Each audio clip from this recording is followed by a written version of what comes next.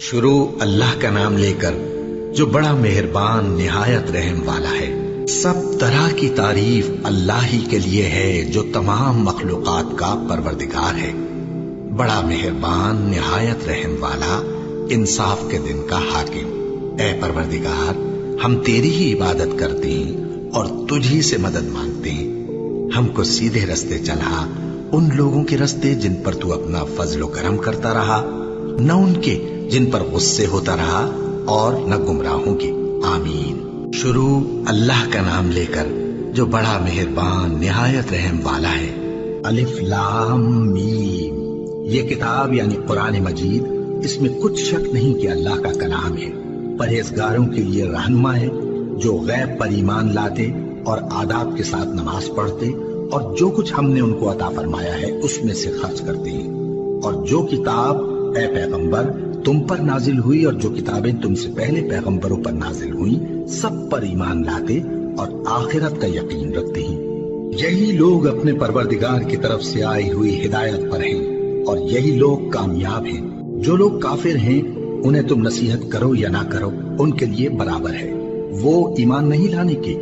اللہ نے ان کے دلوں اور کانوں پر مہر لگا رکھی ہے اور ان کی آنکھوں پر پردہ پڑا ہوا ہے اور ان کے لیے بڑا عذاب تیار ہے۔ اور بعض لوگ ایسے ہیں جو کہتے ہیں کہ ہم اللہ پر اور روز آخر پر ایمان رکھتے ہیں، حالانکہ وہ ایمان نہیں رکھتے۔ یہ اپنے خیال میں اللہ کو اور مومنوں کو دھوکہ دیتے ہیں، مگر حقیقت میں اپنے سوا کسی کو دھوکہ نہیں دیتے اور اس سے بے خبر ہیں۔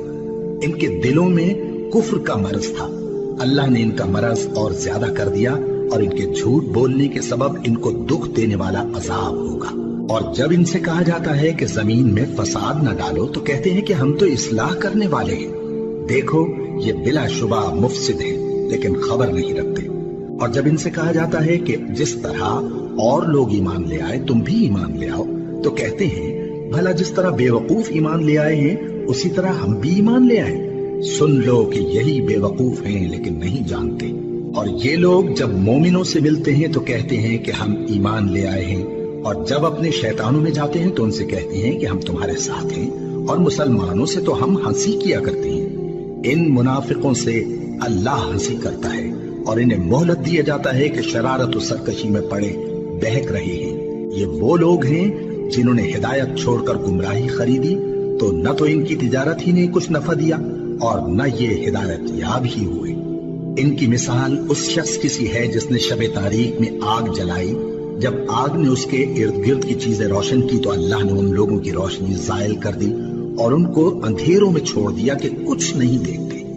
یہ بہرے ہیں، گونگے ہیں، اندھے ہیں کہ کسی طرح سیدھے رستے کی طرف لوٹ ہی نہیں سکتے۔ یا ان کی مثال میں کسی ہے کہ آسمان سے برس رہا ہو اور اس میں اندھیرے پر اندھیرا چھا رہا ہو اور بادل گرج رہا ہو اور بجلی کوند رہی ہو تو یہ کڑک سے ڈر کر موت کے خوف سے کانوں میں انگلیاں دے لے۔ اور اللہ کافروں کو ہر طرف سے گھیرے ہوئے ہے، قریب ہے کہ بجلی کی چمک ان کی آنکھوں کی بصارت کو اچک لے جائے۔